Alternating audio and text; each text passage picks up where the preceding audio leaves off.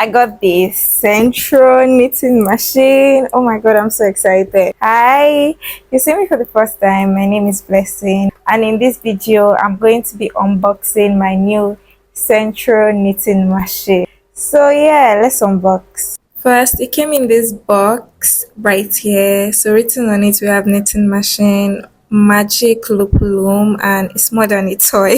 Watch to the end and you'll know that it's definitely more than a toy. So I actually accessed the old box because I did not want to miss out any information, because I feel like the littlest information can make like the whole experience easier. So I went through all the writings on the box. It showed that it's an easy knitting process. It showed that it has a row counter. It shows like examples of things that I can make with my machine. Then right here we can see that the machine has a tension lever, and also we can work two different modes with this machine, the panel knitting and the tube knitting. Then also my attention was drawn to the fact that it says that the row counter is only for tube knitting. Then I'm just looking at the tension lever where it says tight, moderate, and loose. So now I understand that okay, I can work with different tensions. Then I also see that it comes with yarn balls and also darning needles. Now to actually opening the box, I noticed that I had to open it through the sides and not like from the top. So I opened the first side, then I saw that there was a box inside. So I attempted pulling out the box. When it did not come out, what I did was I went and opened the other side so that I can push the box out, and that was how I was able to open it and reveal the content of my box. When I pulled the box out, I just had to like look inside if I was not missing anything. Yes, I did not miss anything. So yeah, let's see what's in our box. So first we have this manual. The manual is like super helpful. It has a QR code that you can scan to watch a video on how to like set up your machine and use your machine. Then it has tips. Then when I opened it up, I saw that it has the Chinese version, which is right here. Then also it has the English version just behind it.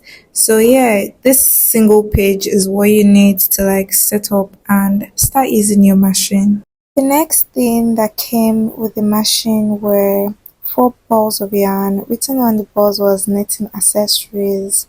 2 were in a bigger size and the other 2 were in a smaller size. Next, we have these stands that they refer to as machine pillars. So we have 4 of them. That's the second, the third, then the fourth. So these are like the pillars or stands for the machine. Next, we have this screwdriver. Then next, with the package, we got darning needles. So there were 3 darning needles of 3 different lengths. As you can see, one is short, like a medium one, and a very long one. So those 3 different lengths were available. Then next, a crochet hook came with the package. The crochet hook was in size 3.75 millimeters. I don't think that's clear, but the size was 3.75 millimeters. The next item I saw was the tension lever. This is what it looks like. Then next we have the suction cups. There are 4 of these. This would be attached to the machine pillars so that the machine can like stand very well while I'm using it. So like I mentioned, there are 4 of that. Then next we have 4 screws which will be used to attach the machine pillars to the actual machine. So yeah, after that I just pulled out the main part of the machine and I was really excited to see it. Absolutely love the top view. I can see my row counter. Then I decided to see the side. I can see that switch from panel to tube knitting. Then for the logo, oh my god, you guys, it had texture to it. It was not just like plain, it had texture to it. So I really liked that. At this point, I was so eager to like see how it works. So I was attempting to like work the handle and like roll it.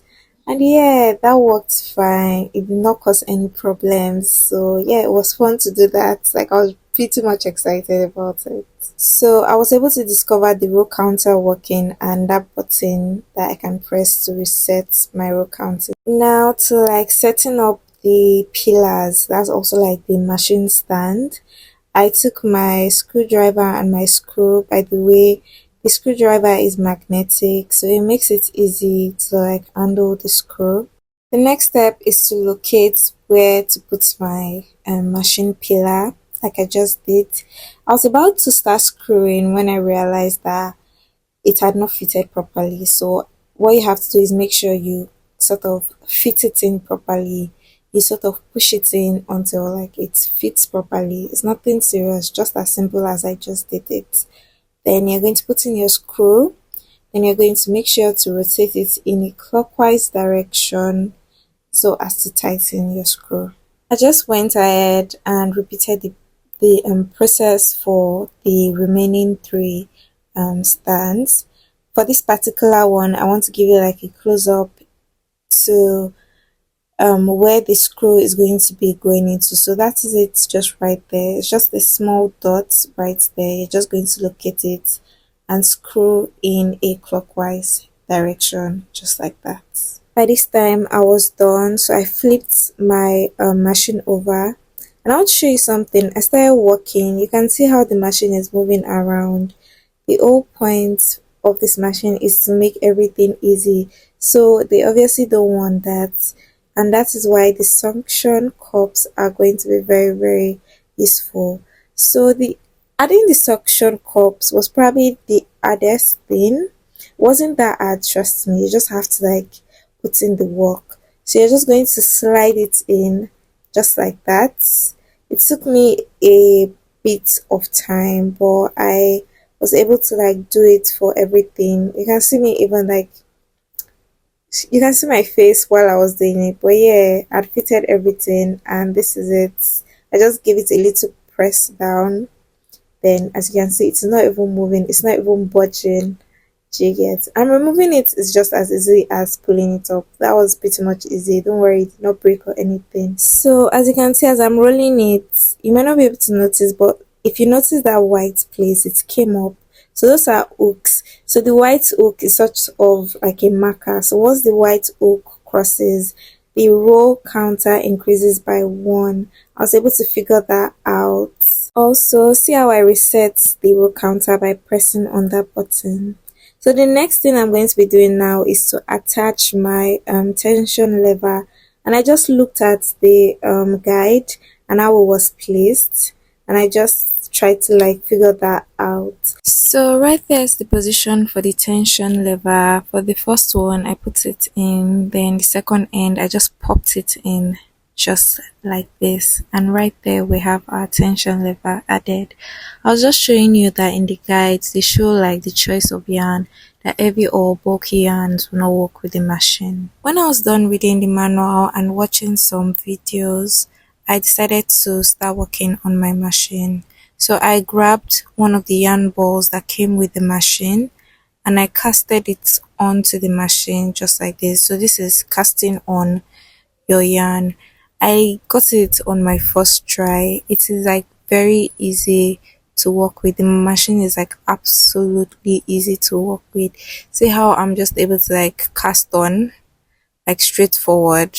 The best thing is to take your time. As you can see, I was taking my time to like make sure that I got it, and once I got the hang of it, I went off, guys. I went off. Like, it was such a breeze, pretty easy actually. Then by this time I had worked in rounds and I was using the tube mode to work. So this is what you have when you work like using the tube mode. So you basically work in circles, like it works when you want to make caps and stuff like that. So at this point, I'm just showing you that I had some stitches drop, but I mean, it's my first time and I was able to get better. This is what I had on my first try using the tubular method. At this point, I was okay with my first practice. Then I wanted to practice casting off, and this is what I'm doing right here. I was able to do this with the help of the darning needle. So that was pretty easy too. You also have to be careful here so you also don't drop stitches, but it's quite easy. Like once you practice, you're going to like have a grasp of everything. This is what the work looks like. I'm just pulling it apart, but you can see that absolutely beautiful neat stitch. So at this point, I wanted to practice panel, but for some reason, my machine was just not switching. But I was able to like move it around and finally switch it comfortably. This is what I made with the panel. So at this point, I'm just showing you the tubular work. So what happened was at the point where I attached a new yarn, that's when the stitches fell off. But I was able to learn a few things and I avoided that when I was working with my panel mode. So I had a few falling stitches, but it was not as bad. As you can see, that was the point where I attached, and you can see that the stitches did not fall out. So I was able to like learn as I walk. So you also get better as you practice. Like practice would definitely bring perfection, or let me say would bring some level of improvement definitely. So you should definitely practice before you go all out and make a project with this machine. I absolutely love my Sentro knitting machine. I look forward to making more projects and putting out detailed tutorials on how I use this machine. Will you be trying this machine out? Let me know in the comment section. Also, remember to like, subscribe, and leave a comment. I'll see you next time.